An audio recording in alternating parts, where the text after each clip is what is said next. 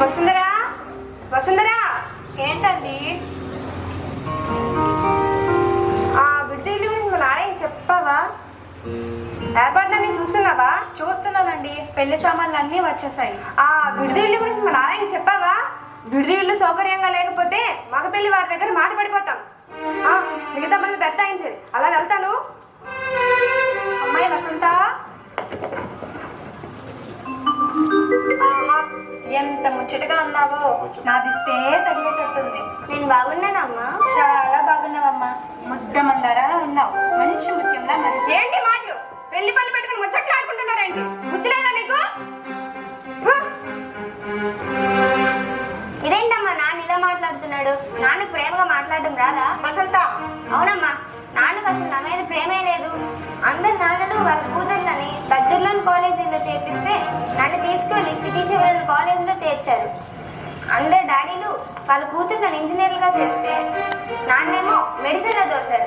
నాన్నకు అసలు నా పైన సరైన అభిప్రాయమే లేదు. వసంత, నువ్వు తప్పుగా మాట్లాడుతున్నావు. నువ్వు మీ నాన్నను అర్థం చేసుకోలేదు. ఏంటమ్మా అర్థం చేసుకునేది?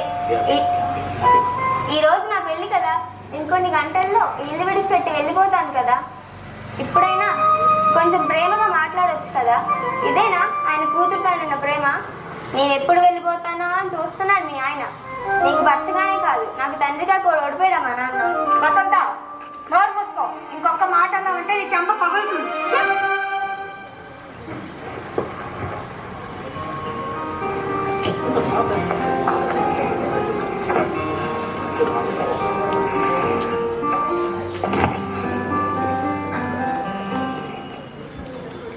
సర్లే పద, ఫోన్ చేద్దు కానీ.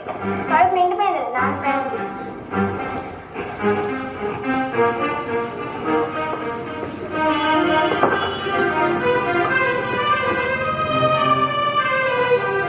వసుంధరా వసుంధరా, ఏంటండి? అమ్మ ఏం చేస్తుంది? ఏది త్వరగా భోజనం పెట్టు.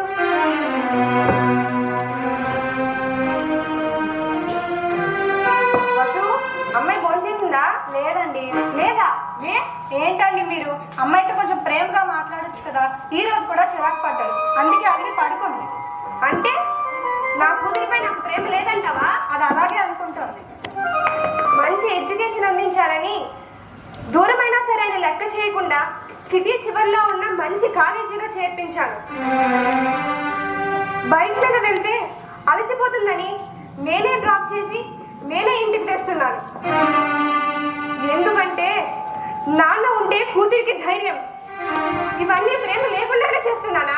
ఏమండి, చిన్నప్పటి నుంచి దానికి ఎంబీబీఎస్ సిస్టమ్ అని తెలుసుకొని డాక్టర్ కావాలన్న తన కళను నెరవేర్చడానికి ఆ కోర్సు చదివించాను.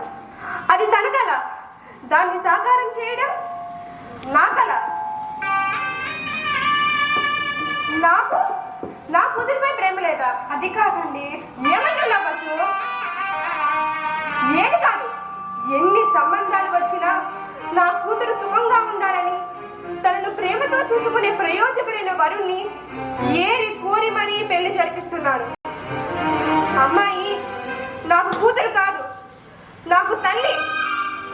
మా అమ్మే నాకు కూతురై పుట్టింది. మా అమ్మపై నాకు ఎంత ప్రేమ ఉందో నా కూతురుపై కూడా అంతే ప్రేమ ఉంది. ఇందాక ఏదో పనివత్తుల్లో పడి చిరాకు పడ్డానేమో. ఇప్పుడే కాదు, ఎప్పుడైనా నా కూతురు అంటే నాకు ముద్దే. నా కూతురు కోసం నేను నా ప్రాణాలైనా ఇస్తాను, నా ప్రాణాలైనా ఇస్తాను, తెలుసా?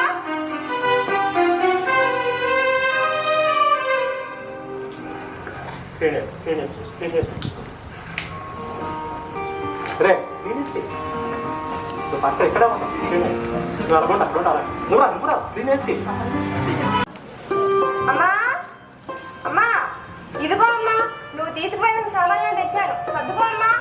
నాన్న, నన్ను క్షమించు నాన్న. నీ ప్రేమని నేను అర్థం చేసుకోలేదు, నీ ఆప్యాయతను అపార్థం చేసుకున్నాను.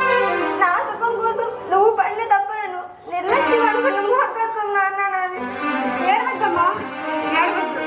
నువ్వు నన్ను అమ్మగా చూసుకుంటున్నావు. అవును నాన్న, నువ్వు నా కొడుకువే. అమ్మ నాకు జన్మ ఇస్తే నువ్వు నాకు కొత్త జన్మనిచ్చావు.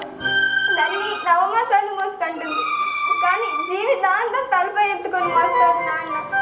అమ్మ బిడ్డను భూమి మీదకు మాత్రమే తెస్తుంది, కానీ నాన్న బంగారు భవిష్యత్తు ఇస్తాడు.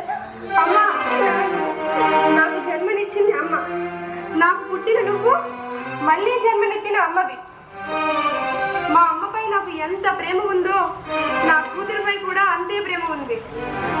తల్లి రుణం తీర్చుకోలేనిది, మరి కూతురు రుణం కూడా అంతే. ఎన్ని జన్మలెత్తినా తీర్చుకోలేవు. మెట్టినింటికి వెళ్ళినా నువ్వు నా ఊపిరివి.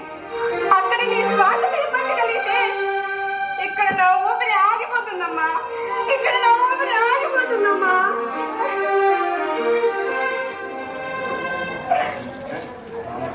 నాన్న మళ్ళీ జన్మంటూ ఉంటే నీ కూతురుగానే పుడతాను. నేను తల్లిగా మారైనా నీకు జన్మనిస్తాను. చిన్నప్పుడు మాత్రమే అమ్మఒడి, కానీ చిరకాలం నాన్నే ఒడి. కూతురు జన్మకు ముక్తినిచ్చే గుడి, భవిత పాఠం చెప్పే మంచి బడి. అమ్మా,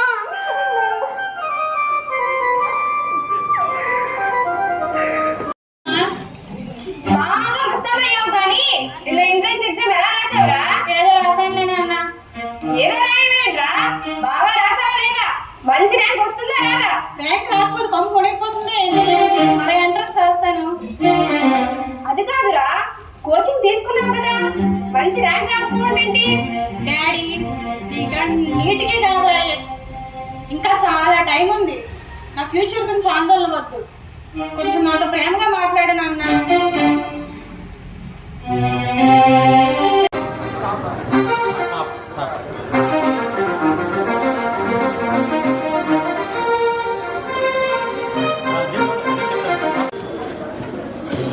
ఏంటినా నాకన్నా ముందు లేచేవాడు కదా, లెగలేదేంటి? ఏవండి ఏవండి ఏవండి ఏవండి ఏవండి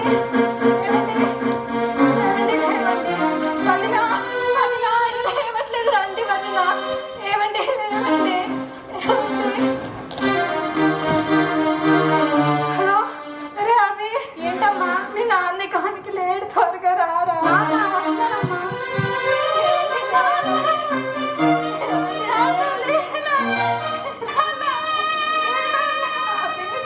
ఫోన్ చేయరా.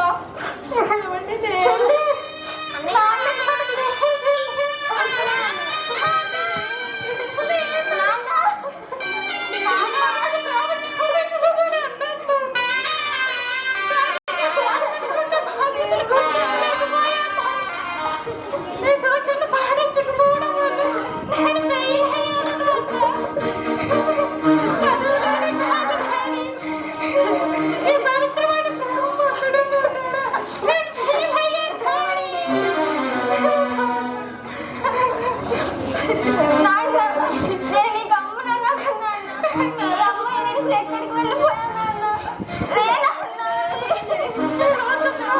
చాలా మందికి తెలియదు డాడీ.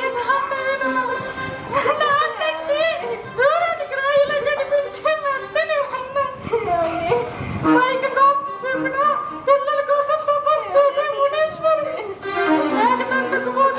హక్కుల చాట్లు పొదుకుంటుంది. కానీ ఆ డాగ తన పిల్లలతో అక్కకుండా తగిన రక్షణ కల్పించి శాశ్వతమైన కాచమే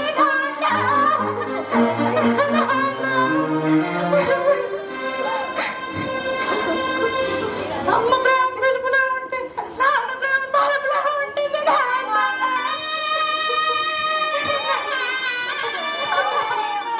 అమ్మ కేవలం శ్వాస, కానీ నాన్న ఉచ్ఛ్వాస నిశ్వాస రెండు విడదీయలేవి.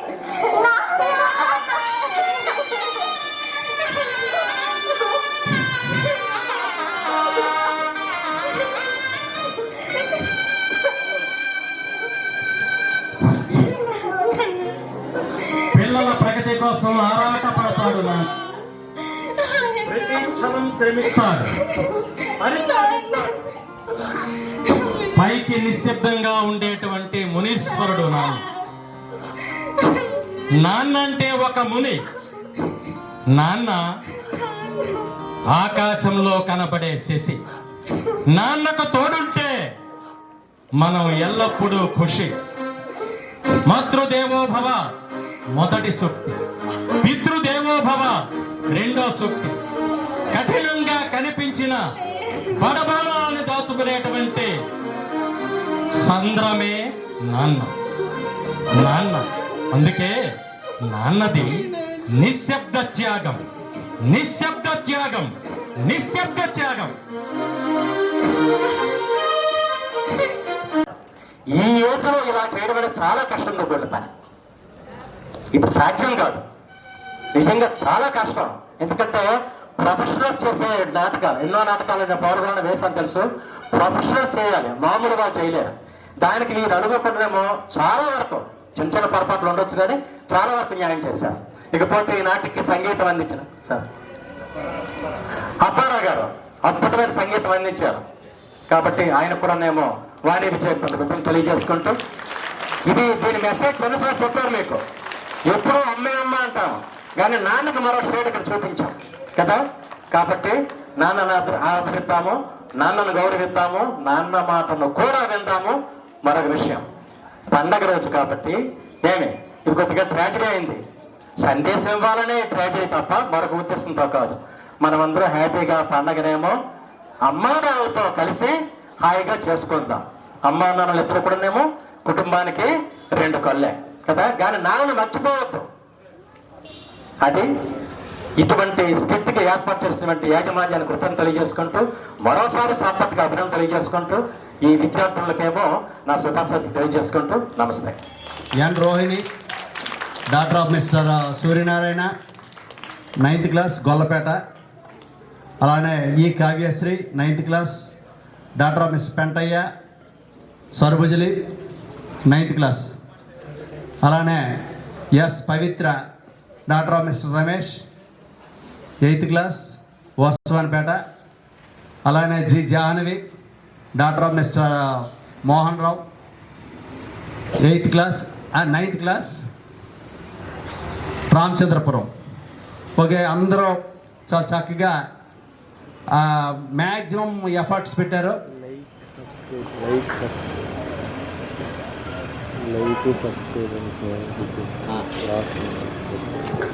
అలానే ఇది యూట్యూబ్లో పెట్టడం జరుగుతుంది. ఈరోజు కార్యక్రమాలన్నీ లైక్లో సబ్స్క్రైబ్ చేసుకోండి. ఎక్కువ మందికి మన ఇది స్క్రిప్ట్ 10 మందికి చేరాలి. మనం ఒక్కరమే కాదు, 10 మందికి చేరితే బాగుంటుంది. ఓకే, అందరికీ మరోసారి ధన్యవాదాలు.